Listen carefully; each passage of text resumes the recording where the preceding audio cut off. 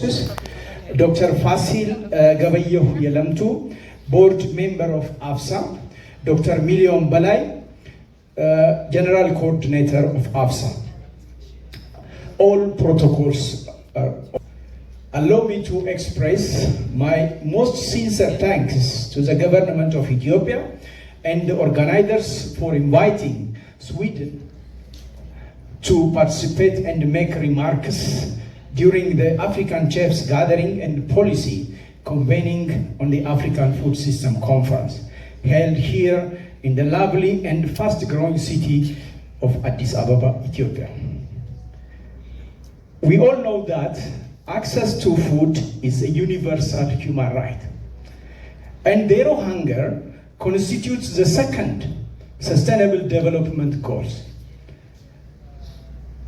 From history, we know that between the 90 until mid-2010, the number of hungry people steadily declining, despite the 2008 food crisis. Recently, a series of events has put these achievements in jeopardy. Droughts and conflicts in many parts of the world, including the very significant ones, the 3+ years of war, the devastating war between Russia and Ukraine, followed by the COVID-19 pandemic, and other conflicts here and there, have led the world to an increase in food prices and affected the entire food system. In many countries, hunger and malnutrition remain a major hindrance to development. Of course, in the world, including my own country, Ethiopia, in the struggle for food sovereignty, securing access to nutritious food is, in the world, including my country, Ethiopia, in the struggle for food sovereignty is showing some promises. Of course, the how aspect should be further investigated and shared to other sister African countries. Humanity is changing the climate and destroying nature to the extent, at a scale and pace never seen before in human history. Given the pace and scope of the change, we can no longer rely on the past as a guide for the future, because the future is more uncertain, unpredictable. The need to evolve from static thinking based on the past, rooted in the past experience, to a dynamic future thinking or future-focused mindset is a must. But dynamic thinking is not enough in its own. We need to add another layer, futures thinking. What would happen after 50 years, 30 years, and so on? Future thinking asks us to imagine multiple scenarios, possibilities for what we might come next. I would like to ask some questions like, what would happen if we shifted entirely to renewable energy by 2050? What would happen if we shifted entirely to agroecological or regenerative farming by 2050? We can continue the question to the extent. Or if we fail, this is a downfall. What would happen if we fail to curb our planet consumption patterns?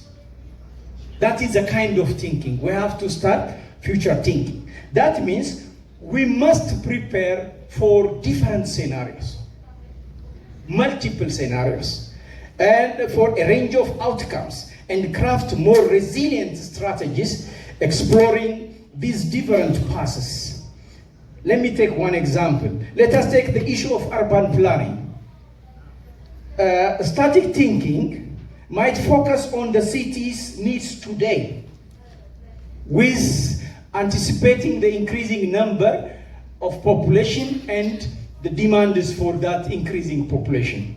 How much housing, how much transport do we need currently, or do we require in the future? But dynamic thinking would consider how these needs will evolve as population grows or shrinks. Both aspect is possible. But future thinking, it imagines a city in various status. The same is true for our dominant economic sector, agriculture. Agriculture is significantly contributing and seriously impacted by climate, and it is highly dependent on weather patterns and temperature variations.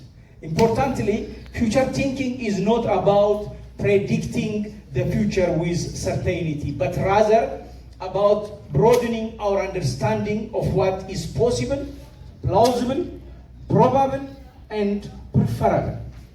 Distinguished guests, ladies and gentlemen, as one important stakeholder in the process, Sweden, represented by Sida, is committed to protect the environment and to proactively promote a transformation to an environmentally sustainable development by integrating environmental aspects in all its operations and sectors.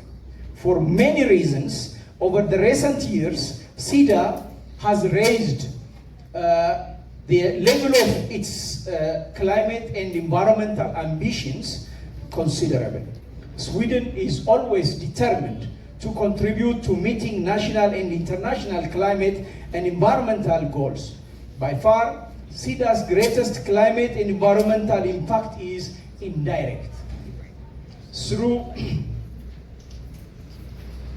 the initiatives we implement with our partner, the Alliance for for Food Sovereignty in Africa, in this case. Sida is increasing its ambition and changing its administration to prevent and counter the effects of the three interconnected crises: climate change, biodiversity loss, and pollution. In equivalent cooperation, the risk eroding the conditions for sustainable development. As these three challenges, climate change, biodiversity loss, and environmental degradation, gather pace alarmingly, we can expect more inequality, more poverty,